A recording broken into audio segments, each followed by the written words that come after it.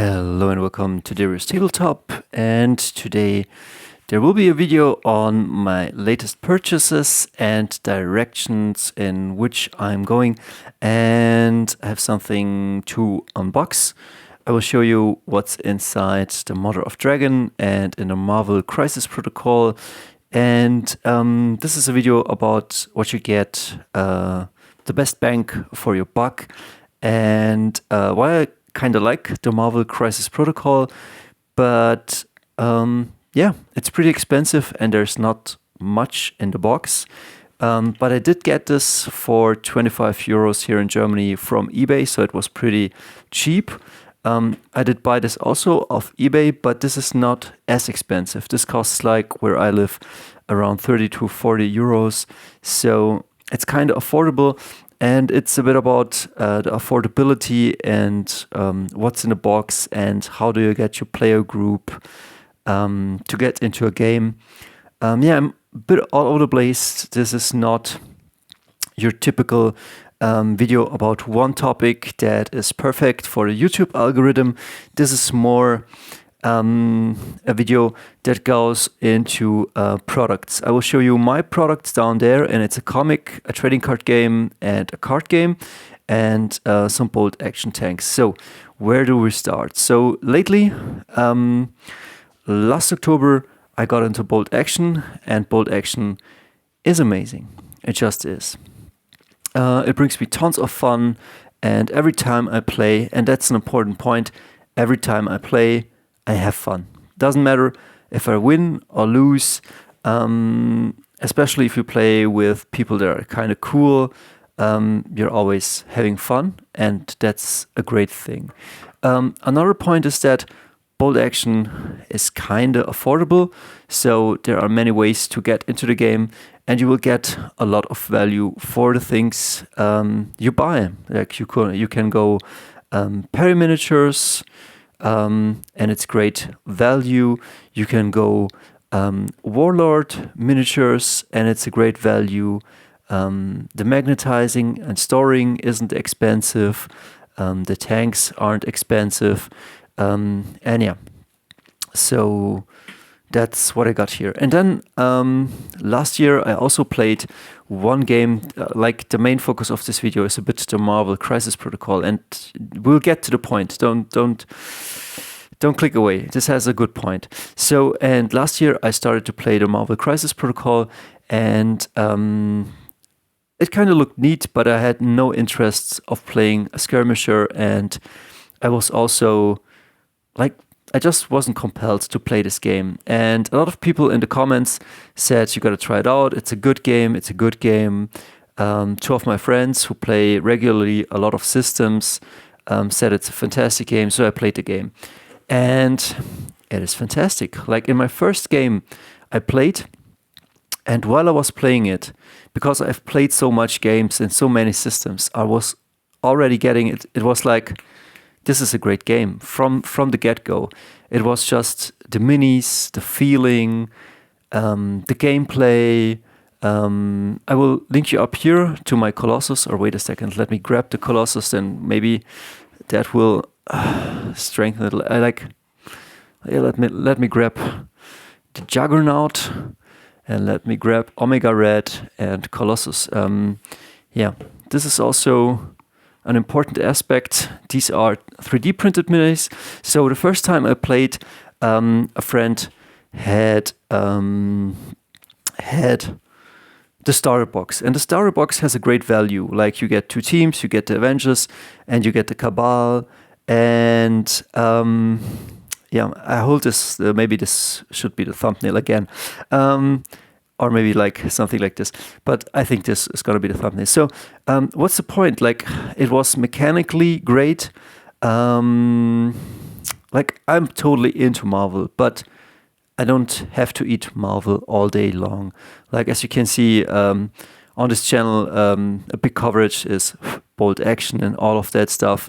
Yeah, these are kind of dusty, but it was great fun because each creature or each hero can do a lot of action. It's alternating activations, so it feels very fair. and it feels really epic. Like you can grab a Colossus and throw him towards a car or something like that, and you can fist punch people, or you can strike them with great power. And so I kind of thought, okay, let's get into the game. And there are many ways to get into the game, but the first game I was looking at, okay, let's get a faction pack. And this bad boy was pretty expensive. I don't know, here in Germany, like 70 euros, let's call it $70. And I was looking at it, and it was like, okay, 4 miniatures, but maybe they're big miniatures. And they're kind of not. But it's a big investment, okay? It's a big investment. And then a buddy 3D printed me those 3 minis. And I have to say, I like the 3D prints even better from the poses. So there was a way to get pretty cheap into the hobby. But I am a cheapo, but I don't want to screw like Atomic Mass Games or Simon. Like, I want to support them. Right now I'm in a phase of my life where I'm not a student anymore. Like, you know, you can afford stuff, you can support things. But I always found this game like really, really good, but not easy to get in because the price barrier and what you get for your money was just too little. And we'll take a look in a second into this. And then when I got into Bolt Action, let's say down there behind that white thing, there is a starter pack. And the starter pack is double the size of this one, okay? It's maybe like this size as these 2 packs. And you get tons of minis. You get a tank, you get an artillery piece, you get a whole army. And it just feels great, okay? The minis are not the same size, as you can see. I think the Juggernaut is very, very big, and Colossus is like bigger than a normal human. I think normal humans are as like a head shorter, and it's a different scale, and that's totally okay? But I always asked myself, like, let's say I wanted to get Blade in another mini. It cost me $40, and I don't know. I didn't see really the value there. Call me cheap, but it wasn't easy to get in. And I think lately Bolt Action is really spreading in our community because it has good rules. It is kind of easy to get into. It is fun. It has alternating activations. All of these steps, okay. And then, of course, you need to love like the World War II setting, the same that you need to love here, the Marvel universe. Okay, but I love the Marvel universe. As another example, let's take, for example, A Song of Ice and Fire. Before we will look into the Marvel Crisis Protocol, you get into the game. I have the starter right there, the Targaryen starter. You get a huge box, and each starter is around, where I live, $80 to $100. It doesn't matter if it's euros or dollars, but it's around 80 to 100, and you get good value, same as in Bolt Action. And then let's say you need to expand your force. For Warhammer, let's say you need to expand with a Redemptor Dreadnought, okay? A Redemptor Dreadnought usually, I think, will be the same size or a bit bigger as the Juggernaut. And so what does it cost? Where I live, a Redemptor Dreadnought like this costs around $50 upwards. I would say 50, 55, 60 euros where I live. But it's a great model. It's a great kit. GW delivers great customization. You can make out of this. You can model this thing the way you want it.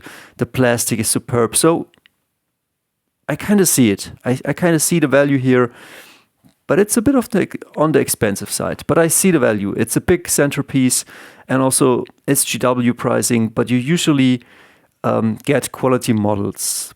But then at the end of the day, when the decision came to expand on my 40k army, I was like, okay, I'm having fun.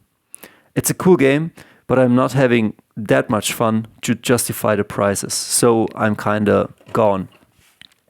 But that's my personal taste. So everybody's different. Everybody needs to know. But if you look now at boxes for A Song of Ice and Fire, let's say I wanted to expand my forces. I got this one off eBay, half price for 20, but you would pay 30 to 60 bucks. Okay, what's in the box? You get a cool box, and in this box you get, let's call it the stat cards. You get the dragons in multiple languages. I think the primary language is, of course, English. And then my secondary language would be German, but I also speak a bit of Italian. I speak also Italian. And then you get cards, which I didn't even get out of it's original packaged. But yeah, you get your tactics deck, and I mean, I can see the value. You get these cards. These cost something. You get this, and then look at this. You get a box. You get some trays. You get some beautiful dragons. Let me unpack this, and let's show you. I think the biggest dragon. I don't know which one is this. Regal Viserion, and I think this one should be Drogon. I mean, look at this.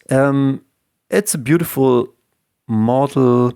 You don't have to paint it if you don't want it. It's pre-assembled. And that's the A Song of Ice and Fire deal.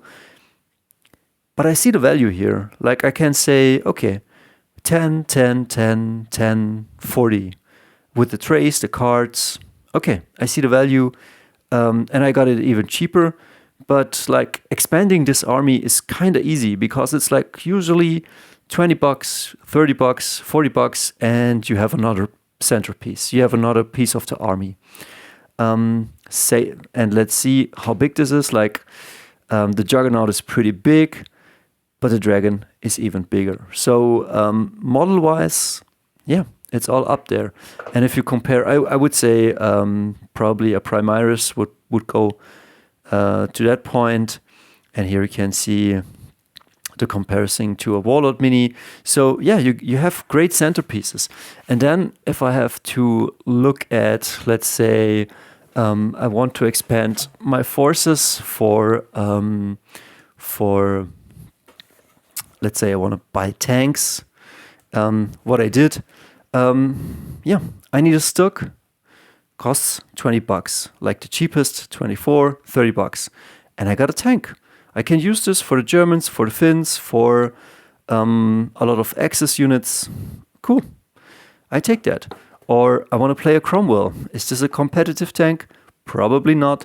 But I wanted to play also a bit of iconic stuff. And I want to paint this up, and I want to have fun. What does it cost? 20, 25, 30 bucks.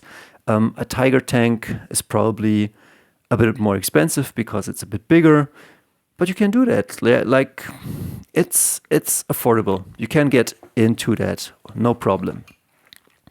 And let me pick this up. These are my own products. We'll come to this. It's not a product placement. It's just I want to say, I think shit needs to be affordable for people so that they can get into. Otherwise, you're going the sell to the rich people, which you can do. But I think games should maybe be accessible and for the masses. I don't know. Like maybe I'm wrong. Maybe only the elites should play these games. But I'm always the guy that wants the common people, the common folks to also enjoy the hobby. So it was easy to get and to stay into bolt action, and it was rather easy to get and to stay into A Song of Ice and Fire. So here we have the Targaryens. Just let me show you a quick, just a quick peek into that before we look into the Marvel Crisis Protocol thing. So again, here, this costs 20, 25, 30, maybe 40 euros. You get some movement trays. You get some cards. And then you get 4 minis. If you would buy infantry, I think you could get up to 15 infantry, but horses usually come in 4s. And I think it's an okay price point. Come on, let's get this one out. And the minis are beautifully made. I will take out one. Which one do you want to see? Let's check out this one. Yeah, maybe 10 euro a piece. But they're pretty big. Let's say, like, look, this is the Juggernaut. It's pretty huge. And then you got a rider and yeah, cool models. As you can see, not too flimsy. Nothing should break off here. Cool models, cool sculpts. Yeah, okay, I can see the value here. Let's show another one. Yeah, that's okay. Beautiful models, like I have no problem, and it's easy to get and stay in this hobby too. So I don't want to say that. And now let's see what's in the Marvel Crisis Protocol box. Let's say you want to get into the Marvel Crisis Protocol. The starter is amazing. You get 5 Avengers, you get 5 of the Cabal, you get a lot of dice, you get terrain. Okay, now, like me, you want to play the Brotherhood of Evil Mutants. Okay, what's in the box? What does this cost? I bought it for 25, and right now I see a lot of these on a discount, and my guess is that everybody was buying a bunch, every store, but they couldn't sell it because the original price was too high and nobody's playing it. Because it was too high, it was a new game, it has massive competition, too high of a price. It's pretty niche because it's only Marvel. Nobody plays it or knows it. Okay, and now you want to spend 60 to 70 bucks for 4 minis. Okay, let's say you got it. Let's unpack this. Okay, so this is the box. And I don't know if all the boxes come with this stuff, but yeah, this is what's in the box. You get some stat cards. Same deal as with, you get some affiliate cards, some stat cards, some markers, like really cool. Like, okay, nothing special here. And then you get a paper. This separates the two. And then I didn't open it up. Let's see what's inside of this. Yeah. Let's look at this. Okay, I don't know. Who's this? This is Sabertooth. Looks kind of okay. But how big is this? Like, look how big my hands are, and look how tiny this is. Sabertooth is rather a large model. Colossus maybe a bit larger. Okay. Let's see. You got the bases. Then you get Mystique. Let me put this aside so you can see a bit better. Yeah. And then you get here Mystique. And I think the sculpts are great. The plastic is also great. Let's compare this to a very tiny bolt action miniature. And look, like these are not much bigger than a bolt action miniature, I would say. I mean, I don't want to shit now on the Marvel Crisis Protocol. I love the game. But it's not that much in the box. Like, these are really tiny. Look how big my hands are. I mean, this is a peri-miniature Afghan warrior, and this is Mystique right here. Yeah, almost the same height. Okay, you get, I think, 30 to 40 minis of this one, and here you get a Mystique. You get a Sabertooth. Of course, they're highly detailed and beautifully made. And the sculpts are probably amazing.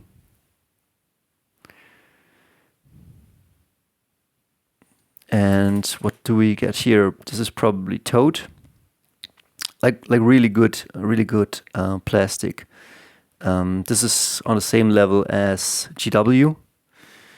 And then you get Magneto, the great centerpiece, with a beautiful robe. And where is his helmet or face? There is his helmet or face, like really tiny. I wish I had a Space Marine right here, but I don't. So let's just grab another Paraminiature. Like, I hope you know how big Paraminiatures are. They are Warlord miniatures. Like, this is the same size. Look at this. Of course, he will be a bit bigger. And far more detailed and really look beautifully. But that's what's in the box. Like, you get one Magneto, you get one Sabretooth right here, one Mystique, and then you get a few pieces which Magneto can throw around. And if this costs 70 euros, I don't want to say that it's not worth the money, but I don't know, just doesn't, I don't see me spending 70 euros on 5 minis as big as my thumb. Just, I don't. I want to, but I don't know if I can justify that. And I would go to Etsy and buy their miniatures for probably 10 euros, 3D sculpted, and well, get the same for 1, 2, 3, 4, 5. Well, maybe also 50 bucks. Well, what am I talking about? But yeah, I don't know. It just doesn't seem to be much in the box. That's just maybe my impression. And that's it for 70 euros, 60 euros. I don't know if it's the best deal. I mean, the game is great. And I'm rambling on for hours, but I don't know. I just don't feel, maybe I'm too spoiled from the GW products, or maybe prices have gone up. You tell me, what do I make out of this? Am I wrong to questioning the high prices? I mean, I can understand probably you gotta pay Marvel or Disney licensing.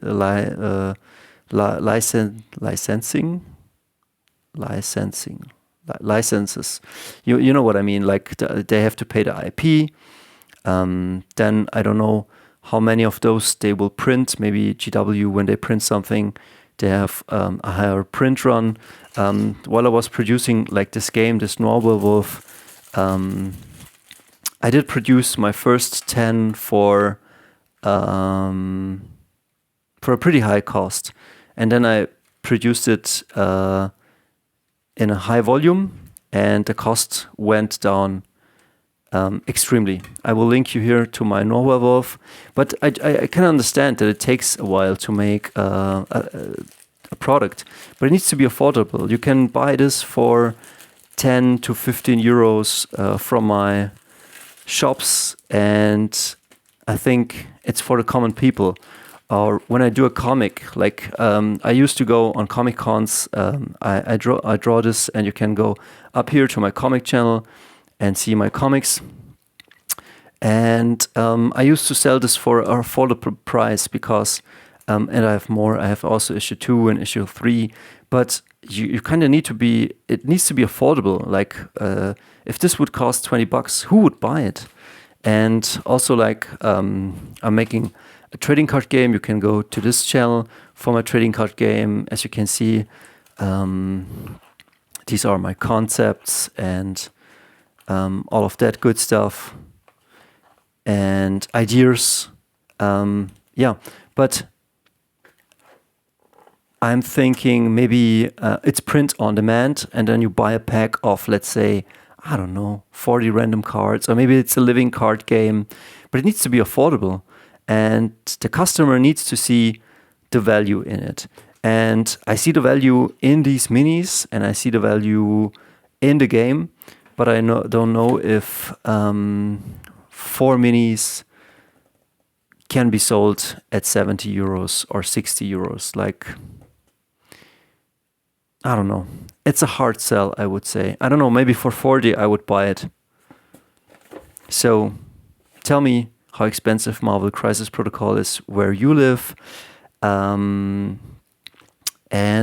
if you think the price is too high, and maybe if the price is too high, if it's too hard to get into, or yeah, just comment down below. We see us.